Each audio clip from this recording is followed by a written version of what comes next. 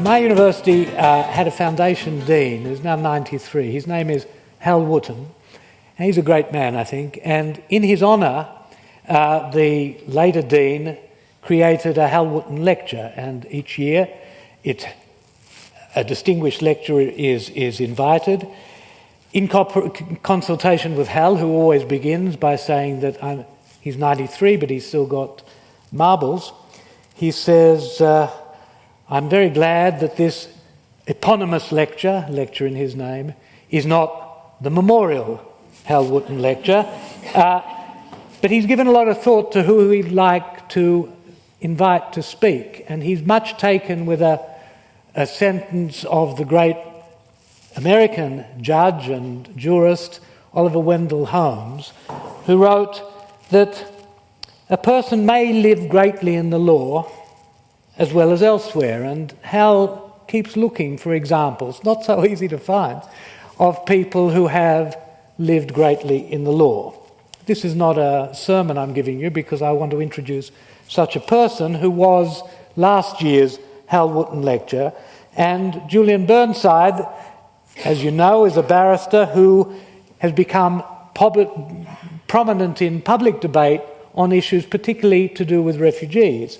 But that's not where he began, as being one of Australia's most successful barristers who's dealt with particularly commercial litigation for, as he's put it, the big end of town.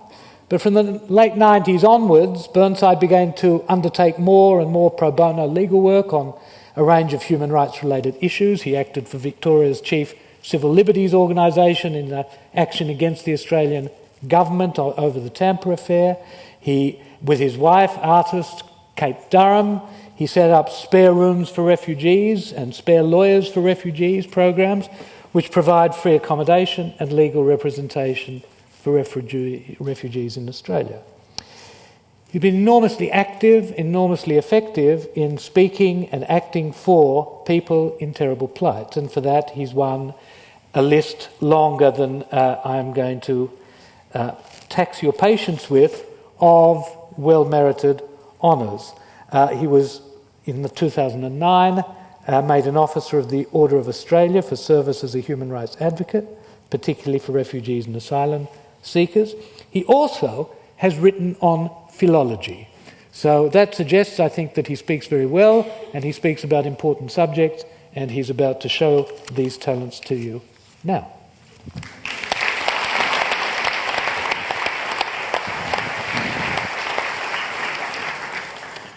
Thank you very much. I should say at the start, at the risk of this becoming a sort of mutual admiration society, the Cranlana program is spectacular, and Martin's teaching of that program when I attended it really did reshape the way I thought about things. As a matter of chance, I did the Cranlana Justice in Society program just a couple of months after doing the Tampa litigation. And that turned out to be pretty important because the Tampa litigation in 2001 first alerted me to what we were doing to refugees.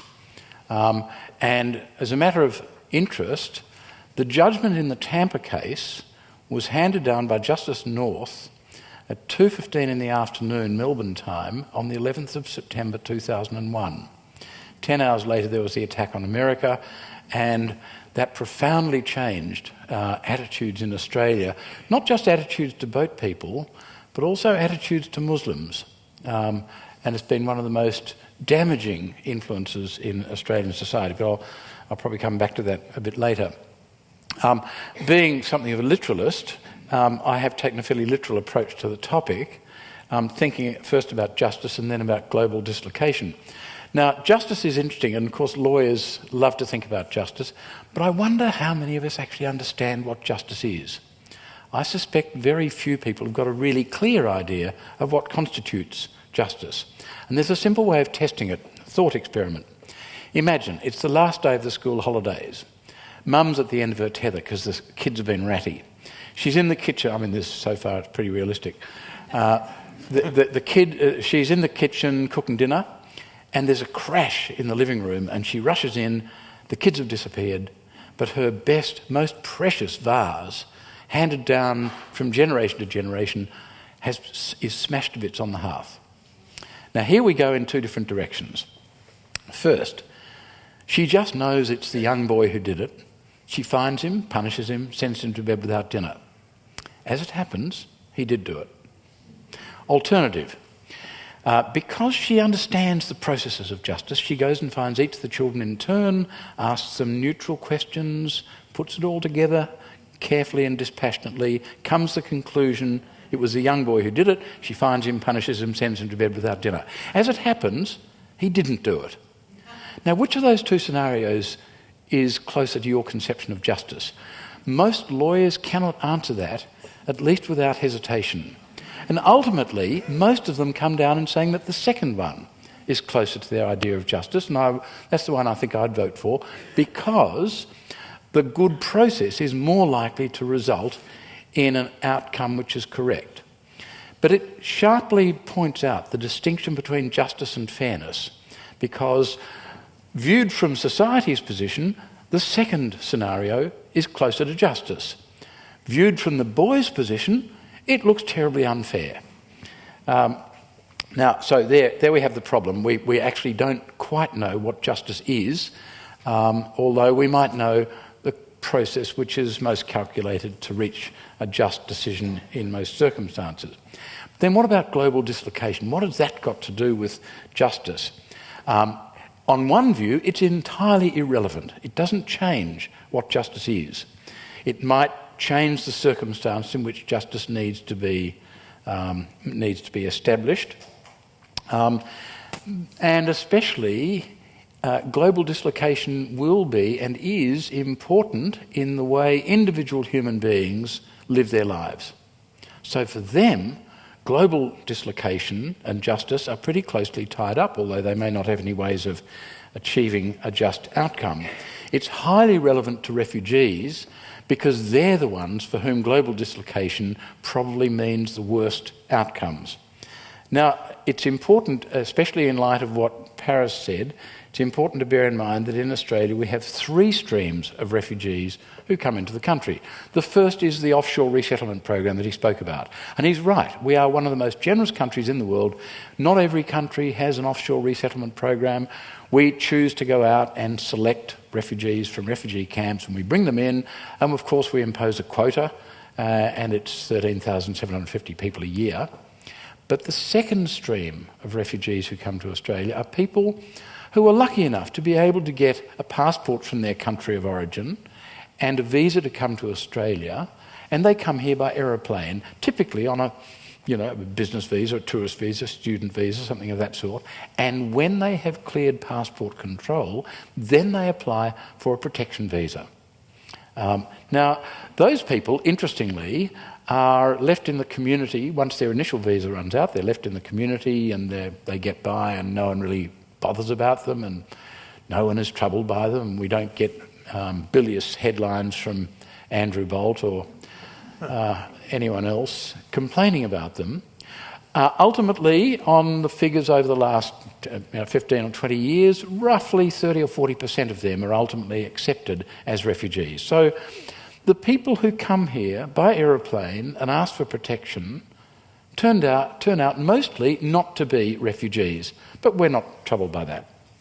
The third stream are the boat people. Now, they come by boat, notwithstanding that it's more expensive than an aeroplane. They come by boat because they can't get a visa to come to Australia. Because for example, if you're a Hazara from Afghanistan and you apply for a tourist visa to come to Australia, you'll be refused it, because it's a pretty fair bet that you'll ask for protection once you've got into the country. So they can't get visas to come here. So if they come from the trouble spots and they look as though they probably will be refugees, they will not get a visa to come to Australia. Now, those of you who've travelled outside the country, you know when you get on the aeroplane to come back into Australia, the airline is really careful about your paperwork, much more than when you're travelling across Europe, more than when you're going to another country. When you come into Australia, the airline's very fussy about your paperwork because our government says if you, the airline, bring people into this country who do not have a right to enter the country, you can take them back at your expense. That's why the airlines are so careful about it. So These people can't get an airline ticket because they can't get a visa, which means they will not be allowed onto a plane. And so the only way to escape persecution is to use people smugglers. And that's all very well and good until they get down to Indonesia or Malaysia. But Indonesia and Malaysia haven't signed the Refugees Convention and don't protect them. And so the last step for them is very dangerous. It involves getting on a boat and being taken across to Christmas Island.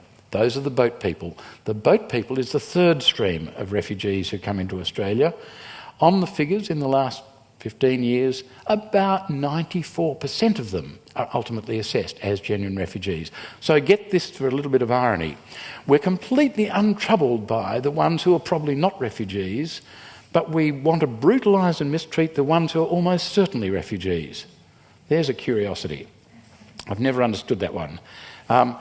The problem, when you take these figures overall, Australia ranks number 67 in the countries of the world for resettlement of refugees.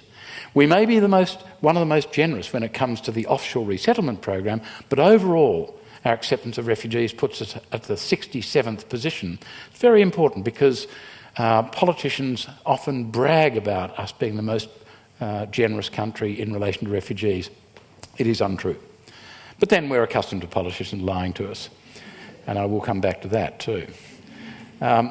The problem that for justice for people dislocated in the age of global dislocation is that we are selfish enough to say, we won't let you in, it's our country, you can all just go away. In fact, it was captured perfectly, and I hope there aren't any children present, it was captured perfectly. You may have seen a T-shirt that did the rounds a few years ago. It was a map of Australia and an asylum seeker boat, and the caption said, piss off, we're full. And someone had crossed out full and written in, worried about you drowning. And that kind of captures it pretty well. The present government, when in opposition, used to celebrate every asylum seeker boat that sank, every drowning at sea was celebrated by them because it meant they had another stick to beat the government with. Every drowning of anyone, of course, is tragic, but never forget, when people are running for their lives, it's dangerous. All of history tells us that refugees perish, some refugees perish, in their attempt to reach safety. And it doesn't matter whether they're coming to Australia and they perish in the Indian Ocean, or whether they're going across to Europe and perish in the Mediterranean, or they're going through Europe and perish in the back of an unventilated truck, or if all those things are too dangerous and they stand their ground and face the Taliban and they're killed, well, they're still dead, just as if they'd drowned. And I really do not believe any politician is sincere when they say we must stop the drownings, because you're not actually stopping the drownings, you're just stopping us from knowing about the drownings. When those same people get killed somewhere else, we don't know about it, our conscience is clear. That's one of the realities of justice in the age of global dislocation. Now, what we have done, we've really cranked things up since Paris and the panel did their work and the government cherry-picked the bits of the recommendations that they thought they might implement without the inconvenience of the balancing items. Since then, we have brought offshore processing to a level of harshness that is almost inconceivable. We now, if people arrive in Australia seeking protection, they are taken by force to Manus Island if they're unaccompanied men, or to Nauru if they are women or children or family groups. Nauru, you may be aware, is an island republic with an area of 21 square kilometres. Nauru is smaller than Tullamarine Airport. It does not have enough water for its own people. It does not have enough food for its own people. It has no noticeable GDP apart from what we pay them to warehouse refugees for us. People sent to offshore detention experience extraordinarily harsh conditions. You may recall that in February 2014, during a disturbance in the Manus detention centre, one man was killed, Reza Barati. He was murdered by someone who was on the Australian payroll. And Scott Morrison said, who was Immigration Minister at the time, said that Reza Barati had escaped from the camp and was killed outside the camp by locals. That was also false, but then we're accustomed to falsehoods coming from Scott Morrison because, and I'm sorry for being undiplomatic, Paris, Scott Morrison is a liar and Peter Dutton is a liar, and the lie they tell most repeatedly and most toxically is that these people are illegal. It is untrue, and they know it's untrue.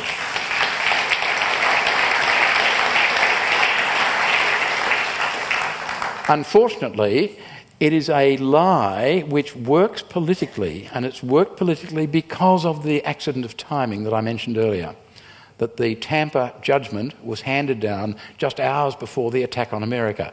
And after the attack on America on 9/11, there were no longer any terrorists, only Muslim terrorists. There were no longer boat people, only Muslim boat people. And John Howard started calling them illegal, and it has stuck.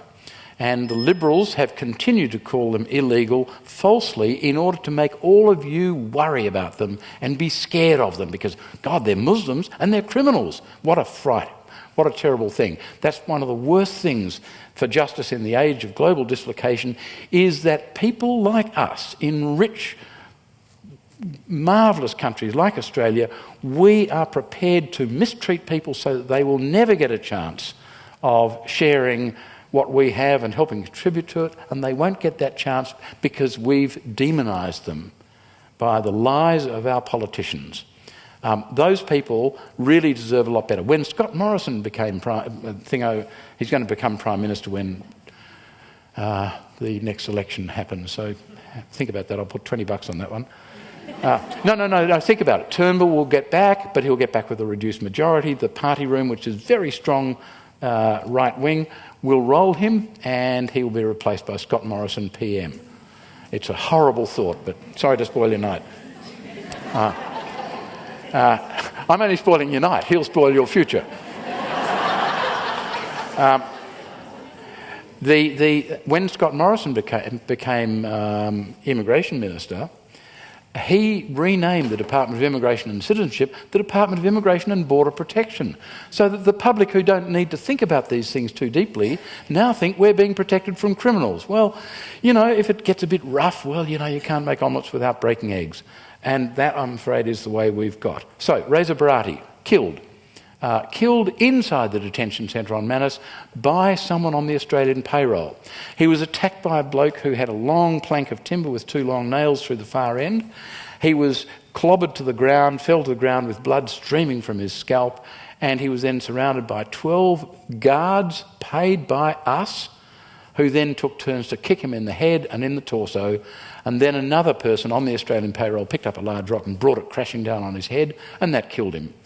Then, as you would have seen recently in the Four Corners program, Hamid Karzai, who cut his foot on Manus Island, developed sepsis. And because of criminal neglect in the Department of Immigration in Canberra, he died of sepsis whilst he was evacuated far too late to Brisbane for treatment. Scott Morrison said that he was in a Brisbane hospital getting the best medical treatment available. The only problem is he was brain dead, and Morrison forgot to mention that. He was brain dead because he had been neglected so badly and not evacuated when the doctor said he should be. And recently, of course, you saw the self-immolation of Omid Masoumeh and of Hodan Yassin. Omid, whose name means hope, committed suicide even though he'd been accepted as a refugee. He was so desperate about what the future held, he killed himself by setting himself on fire. And Kathy Wilcox, who I will always cherish as a great cartoonist, did a cartoon of him, just a simple cartoon of a man engulfed in flames, and the caption said, "Not drowning." I was speaking to a friend who's just come back from Nauru. The Supreme Court of Nauru just today decided in a refugee case that it does not have the power to decide a constitutional question of whether the detention of refugees is beyond constitutional power. Now, that's a curious thing because the Supreme Court is the ultimate court in Nauru, and it has just said today It doesn't have power to interpret its own constitution. It's profoundly odd. The Papua New Guinea Supreme Court decided just a few weeks ago that the detention system that we set up with them and which we pay for to this day is unconstitutional.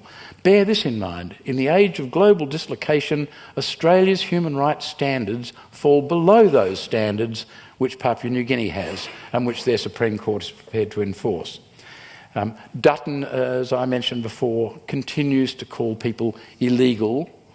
He also says that they're illiterate and innumerate in their own language. I don't know how anyone can be innumerate in a language of any sort, except maths. But even worse, he said that these things which happen, Hamid Karzai and Omid committing suicide and Reza Barati being murdered, and 48 other suicides, by the way, in immigration detention, these are an unfortunate aspect, but they are part of the deterrent. Part of the deterrent. In other words, if people are sufficiently brutalised, they will prefer to stay at home and face down the Taliban than come to Australia and be treated like that. Well, there's another form of deterrent which would have the same outcome. We could just take a few refugees out and execute them in public. They would be morally equivalent and would certainly be a deterrent. I wonder if there's any Australian who would go along with that. I hope not. And I suspect not.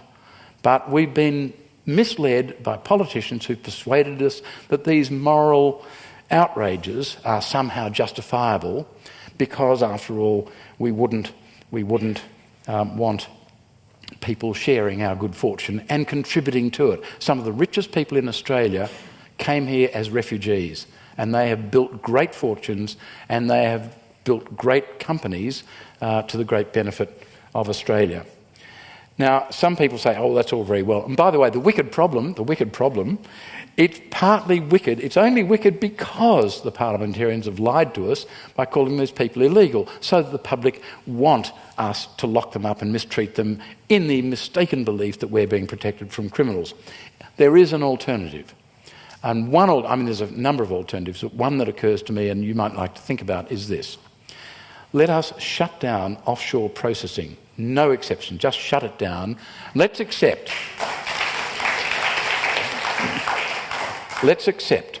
that people who come to Australia, people who are brave enough to risk their lives trying to come to Australia to seek safety, will very likely be refugees, and they will start coming again as long as the brutalising stops. I accept that that's just a human reality. And okay, detain them initially, just in case some have communicable diseases or whatever else.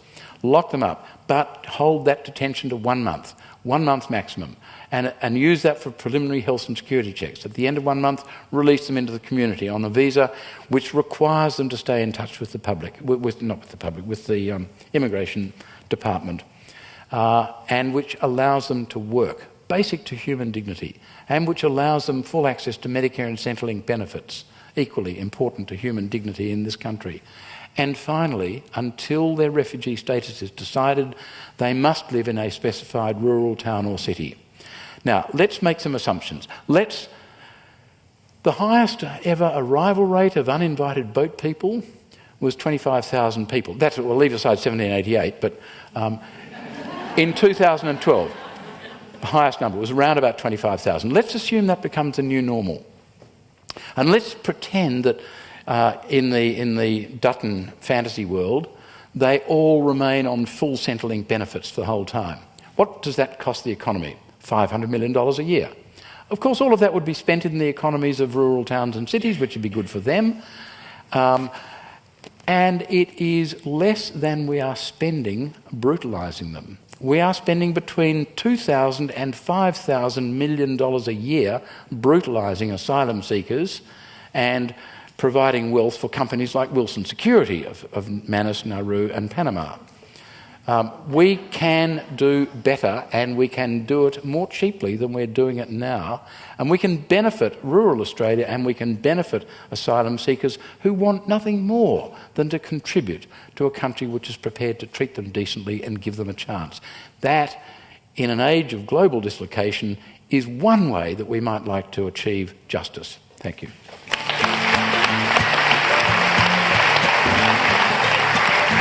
It's Jenny with a hard truth.